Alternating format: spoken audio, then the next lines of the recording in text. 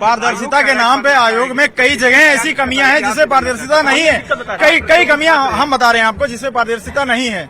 उसमें एक है कि एग्जाम होने के बाद, प्री एग्जाम होने के बाद उसमें आंसर की जारी नहीं की जाती है। आंसर की बताई 3 साल बाद आंसर की जारी की जाती है, जिससे पता ही नहीं चलता छात्र का कौन सा क्वेश्चन सही था, कौन सा गलत था। दूसरी चीज ये नहीं बताते हैं कितने मेरिट पे प्री पास हुआ है। बच्चों को पता ही नहीं चलता है कि प्री कितने एग्जाम में मेरिट भी नहीं बताई जाएगी। मेरिट नहीं बताया जाता कि कितने नंबर पे प्री पास हुआ है, बच्चे को पता ही नहीं चलता है। तो अगली तैयारी वो कैसे करेगा? मतलब एक बड़ी जानकारी आप ये दे रहे हैं कि जो नई प्रक्रिया बता रहे हैं नॉर्मलाइजेशन में, न तो इसमें इसका जो है रिजल्ट जारी किया जाता है, न कट ऑफ जारी किया जाता है, जिससे बच्चों को ये पता ही नहीं लगेगा। वो आंसर की नहीं बता पाते कि नहीं 3 साल तक आंसर की नहीं बता। तो ये पारदर्शिता इनमें है ही नहीं, पहले से ही नहीं। तो हम नॉर्मलाइजेशन करके कैसे ये पारदर्शिता लाभ? आप बताइए, पारदर्शिता की एग्जाम्पल दे रहा हूँ मैं। पीसीएसए का बच्चा प्री पास किया, मेंस पास किया, मेंस की 50 कॉपियां बदल दी गई।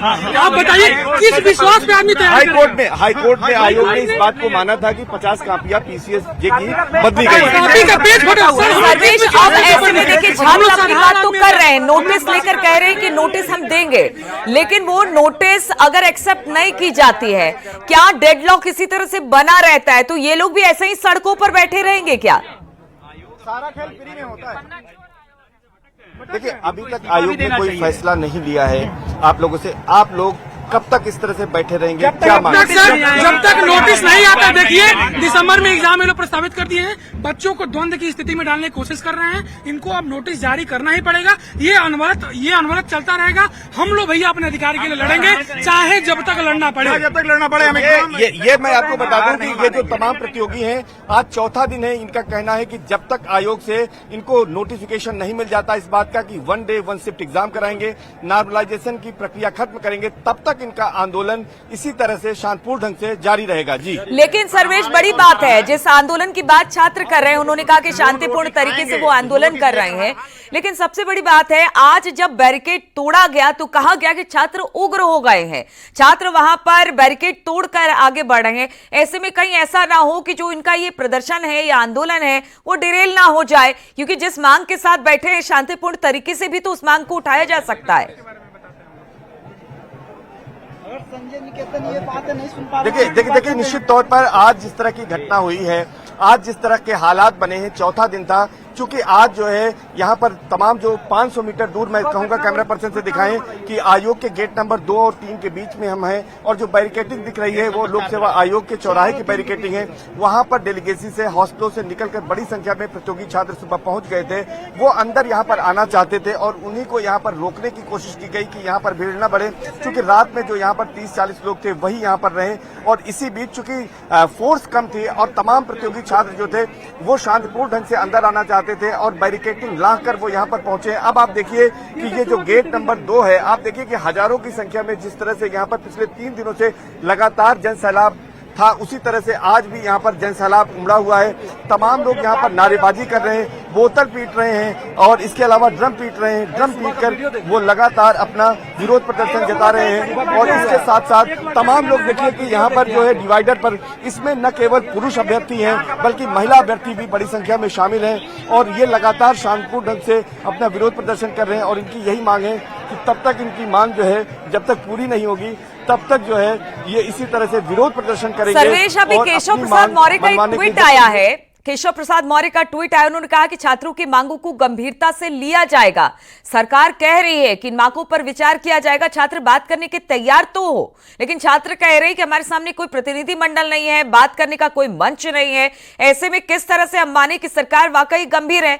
लेकिन केशव प्रसाद मौर्य कह रहे हैं कि हम गंभीरता से विचार कर रहे हैं। तो निश्चित तौर पर यह बताइए कि आयोग के अधिकारी डिप्टी सीएम केशव प्रसाद मौर्य ने कहा कि कोई छात्रों का प्रतिनिधिमंडल बात करने नहीं आ रहा, इस पर क्या कहना है? सबसे पहले सर हमारा है जो आशुतोष पांडे हैं और राघवेंद्र यादव को सबसे पहले सरकार को छोड़ना चाहिए। जितनी भी यहाँ पर एसीपी जो हैं, सबसे ज्यादा बर्बरता एसीपी साहब जो हैं, सबसे ज्यादा बर्बरता सरकार स्टूडेंट के साथ कर रही है।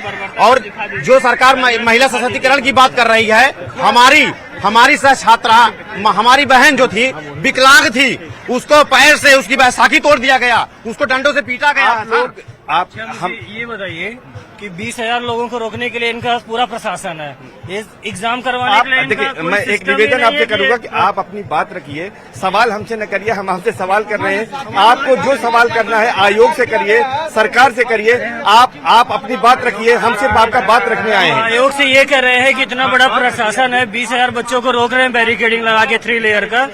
इनके पास प्रशासन की कमी नहीं है, लेकिन इस एग्जाम को पीसफुल कंडक्ट करवाने के लिए एक शिफ्ट में इनके पास सारा दिक्कत है कि हम नहीं करवा पाएंगे, नॉर्मलाइजेशन लाएंगे, भ्रष्टाचार बढ़ाएंगे, फलाना करेंगे, ढमाका करेंगे। आप कोई गेम निर्धारित करते हैं, हमें खिलाएंगे, बीच में आप नियम उसका नियम आप बदल सकते हैं। सुप्रीम कोर्ट ने भी 7 नवंबर को राजस्थान के एक मामले में आदेश दिया है। हमारे जब न्यायालय की बात ये लोग नहीं मान रहे, हमारी बात कहाँ से मान रहे? सर आप बात रखने की बात कर रहे हैं। सर डीएम साहब 3 दिन से बाहर आ रहे हैं, वो कह रहे हैं एक डेलीगेशन आप अंदर भेज दो। हम लोग को नोटिफिकेशन समझा रहे हैं। सर मैं बता रहा हूँ, हम लोग को भावार्थ नहीं सर मैं बता रहा हूँ, सर मैं आप ही का बात रख रहा हूँ। सर 5 लोगों को अगर वो अंदर बुला रहे हैं और जब वो बाहर निकल रहे हैं तो हमारे बीच में से जो छात्र उनसे बात कर रहे हैं उनके साथ सर आज जैसा उन्होंने सुबह बर्ताव करवाया है उससे हम कैसे भरोसा बनाए कि अंदर जाने पे 5 छात्रों के साथ वो क्या क्या बर्ताव करेंगे। सर दूसरी चीज, हमारी डिमांड सर क्या इतनी नाजायज है कि हमको वहीं पे रोक दिया जा रहा है? क्या हम आयोग पे आज से पहले बैठ के धरना नहीं दिए सर? सर प्रयागराज में महाकुंभ का आयोजन होकर इतनी बड़ी सुरक्षा प्रदान की जाती है जहाँ से विश्व के लोग आते हैं। सर क्या प्रदेश में 75 जिलों में केवल 5 लाख विद्यार्थियों को एक साथ एक दिन बैठा? बड़ा सवाल आपने उठाया, क्या 75 जिलों में ये परीक्षा नहीं कराई जा सकती? अब इस पर आयोग को, सरकार को निर्णय लेना है। बताइए आप क्या कहना चाहते हैं? हम ये कहना चाहते हैं सर कि देखिए आज के पहले भी, इस वर्ष के पहले भी ऐसे एग्जाम होते थे। ये 2 शिफ्ट की कोई नियम कानून नहीं था। आप अगर ये कह रहे हैं कि ये छात्रों के हित के लिए है तो ये इतने सारे छात्र हैं, ये अपना हित समझते हैं। ये प्री और मेंस इंटरव्यू देने वाले छात्र हैं सर, ये अपना हित अच्छे से जानते हैं। आप ये नहीं कह सकते कि आपके हित के लिए है और बच्चे अपने हित के विरोध में नहीं खड़े हैं सर। दूसरी बात ये सर, पारदर्शिता की कोई बात नहीं है। सुबह का एक वाकया मैं आपके साथ शेयर करना चाहता हूँ। ये बच्चे उग्र होके आए हैं, ये बच्चों को प्रोवोक किया जा रहा है। हमारी एक बहन, कौन प्रोवोक कर रहा है? सरकार, शासन। आप एसपी साहब का वीडियो उठा के देख लीजिए। क्या आप कह सकते हैं कि हम लोग नीडे अड़ी गए? हम लोग क्यों खड़े हैं यहाँ पे? सर्वेश, एक सुबह सवाल जब बच्चे पूछिए फ्रेश जरा। होने जाते हैं, अभी एक छात्र ने संख्या कम होता कहा, है। अभी एक छात्र ने कहा कि हम कैसे विश्वास करें हम सरकार पर, क्योंकि आज जिस तरह से बैरिकेड लगा दी गई, जो 5 छात्र हम अंदर भेजेंगे वो 5 छात्र वहां से सही सलामत लौटेंगे। ऐसे में जब आप अपनी तरफ से, यानी कि छात्रों का कोई डेलीगेशन सरकार से बात ही नहीं करेगा तो फिर किस तरह से बीच का रास्ता निकल पाएगा और किस तरह से जो स्टूडेंट्स है अपनी बात सरकार के सामने रख पाएंगे?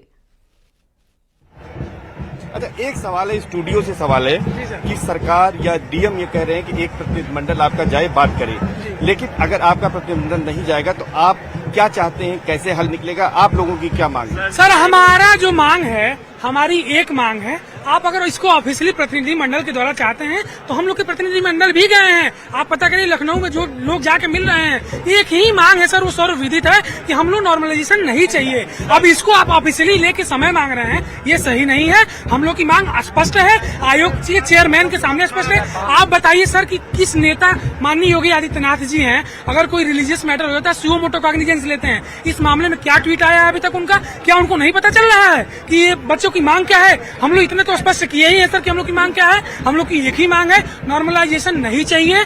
आयोग फेल हो चुका है सर, मेंस की कॉपियां लीक हो चुकी हैं। सर आप बताइए, मेंस की कॉपियां किस सर्वेश, तो छात्रों की यही मांग है, नॉर्मलाइजेशन ना हो और सबसे बड़ी बात है कि जो मांग उनकी है उस मांग के साथ छात्र अड़े हुए हैं, डटे हुए हैं और उनका कहना है कि सरकार को ये मांग मांगनी ही पड़ेगी। अब ये कहां जाकर ये प्रदर्शन खत्म होता है, इस पर लगातार हमारी नजर बनी रहेगी। आपसे भी हम सर्वेश बातचीत करते रहेंगे। फिलहाल बहुत बहुत शुक्रिया आपका हमसे बातचीत करने के लिए। लेकिन इधर अगर डिप्टी सीएम केशव प्रसाद मौर्य की बात की जाए तो उन्होंने कहा कि जहां पर छात्रों की मांग को गंभीरता से लेने की बात कही है, तो वही समाजवादी पार्टी के अध्यक्ष अखिलेश यादव ने कहा कि सरकार नौजवानों से डरी हुई है। क्योंकि जो मांगे हैं उसको सरकार गंभीरता से ले रही है और नॉर्मलाइजेशन को लेकर के ही उनके सवाल हैं और छात्रों के साथ, युवाओं के साथ भारतीय जनता पार्टी सदा खड़ी थी और अधिकारियों को निर्देश दिए गए हैं कि छात्रों से बातचीत करके उसका जो उचित समाधान है वो निकालें और बच्चों का समय पढ़ाई में लगे, आंदोलन में लगाने की जरूरत ना पड़े। आयोग को और सरकार को माननी चाहिए। ये आयोग जो है आयोग बन करके खड़ा हो गया है।